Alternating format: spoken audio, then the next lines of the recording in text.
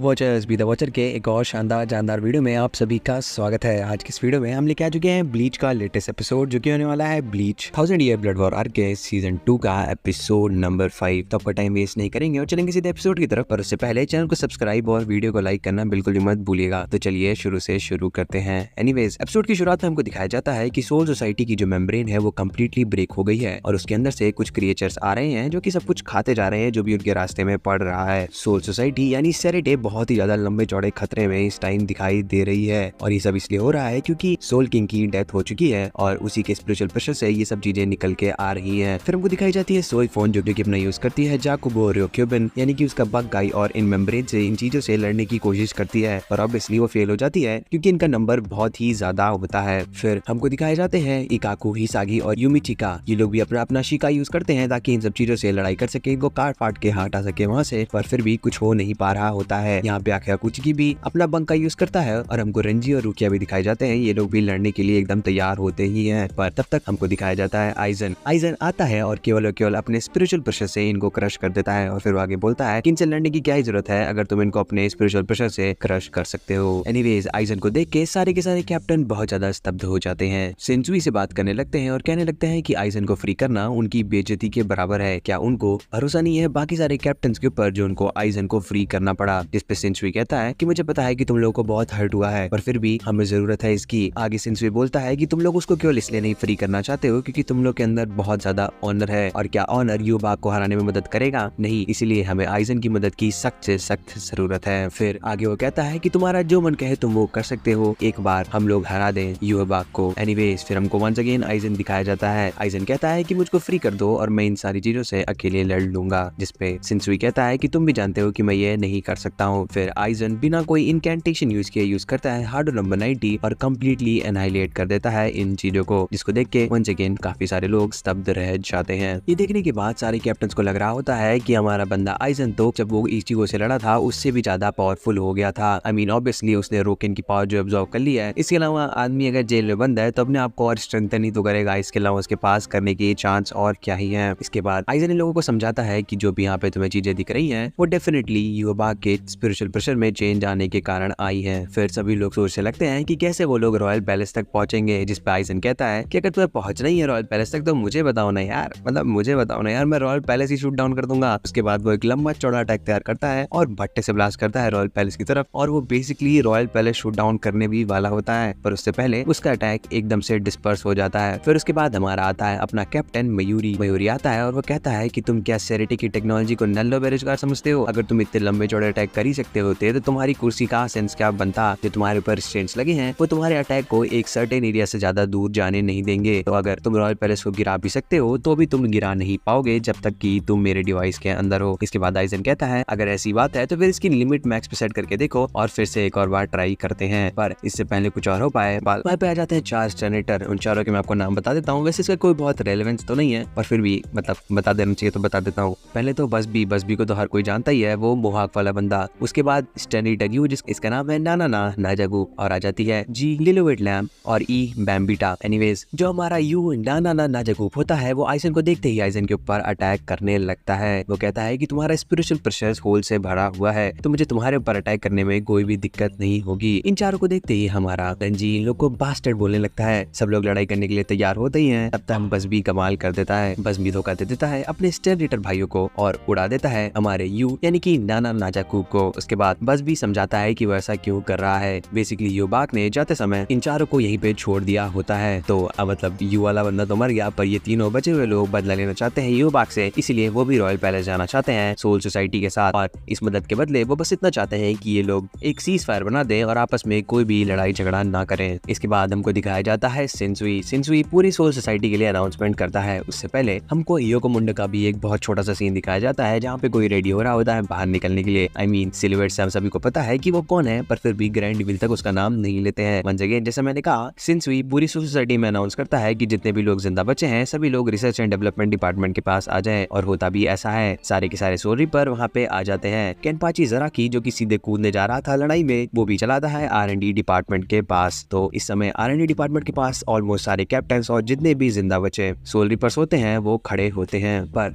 तभी surprise entry करते हुए वहाँ पे आ जाती है योरी एक मटेरियल लेके आई होती है जो कि दो दुनियाओं के बीच में मिलता है, और वही मटेरियल इनका पावर सोर्स बनने वाला था ताकि लोग रॉयल पैलेस तक जा सके। बेसिकली इनका प्लान ये था कि लोग एक गेट बनाएंगे जो कि डायरेक्टली रॉयल पैलेस से कलेक्ट करे, पर उसके लिए उनको ढेर सारा स्पिरिचुअल प्रेशर चाहिए, इसीलिए वो लोग लेके आए होते हैं सारे के सारे सोल रिपर्स को। पर यही नहीं, क्योंकि वहाँ पे हियोरी आई होती है, तो हियोरी के साथ साथ आ जाते हैं लव, लिसा और हाची भी। एनीवेज एक बात बताना तो मैं भूल ही गया, सेंचुरी ने इसी बीच में एक बहुत लंबी चौड़ी स्पीच भी दी थी जिसमें उसने बोला था कि कैसे उन लोगों से यू बाग से लड़ना है, जीतना वितना है ला लोरी दूध की कटोरी। और उसी स्पीच में उसने भी बताया था कि ये बहुत बड़े चांसेस हैं कि वो लोग एक बार जब रॉयल पैलेस में एंटर करते हैं तो फिर वापस नहीं आ पाएंगे, क्योंकि वो लोग केवल अंदर तब तक जा सकते हैं जब तक कि जो होल इचिगो ने बनाया है मेम्ब्रेन के बीच में वो एग्जिस्ट करता है। जैसे ही वो होल फिलअप हो जाएगा वैसे ही वो लोग वहाँ पे जाके स्टक हो जाएंगे। ये सुनने के बाद बाकी सारे सोल रिपर्स रिवॉल्ट भी करते हैं। वो कहते हैं कि आपको ये बात पहले ही बता देनी चाहिए थी, ऐसा तो नहीं है ना कि ये बात सुनने के बाद हम लोग ज्यादा नहीं, क्या आप हमारे इंटेंशन पे, हमारे विल पे क्वेश्चन कर रहे हैं। और ये बोलने वाली कोई और नहीं बल्कि सोईफोन ही थी। वैसे एक बहुत सच बात बता रहा हूँ, सोईफोन बोलती बहुत ज्यादा है और मुझे नहीं याद है उसने अपनी जिंदगी में एक बैटल जीती हो। जब वो पहली बार दिखाई गई थी तो योरोइची से हारी थी, इचिगो से हारी थी, फिर अभी स्टर्निटर से हारी थी। उसने केवल और केवल एक फाइट जीती है जो कि ह्योको मुंडो वाले लॉन्डो से हुई थी, यानी कि अरंकार से हुई थी। एनीवेज ज्यादा बात नहीं करेंगे। इसके बाद वंस अगेन हमको दिखाया जाता है आइजन बात कर रहा होता है सेंसुई से। आइजन कहता है कि अगर तुम मुझे मारना चाहते हो तो तुम्हारे पास ये बेस्ट मौका है। इस पे सेंसुई कहता है कि तुम्हें पता है कि मैं तुम्हें नहीं मार सकता हूँ, अगर ये इतना ही आसान होता तो फिर ये काम बहुत पहले कर दिया गया हो। उसके बाद सेंसुई बोलता है कि मुझे बुरा लग रहा है नाजाकूप यानी कि यू वाले सेनेटर के लिए, क्योंकि उसने अपना इतना अच्छा अटैक यूज किया और फिर भी तुम्हें केवल 5 मिनट के लिए इमोबिलाइज कर पाया और उसके बदले में अपनी जान भी देनी पड़ गई। जिसपे आइजन कहता है कि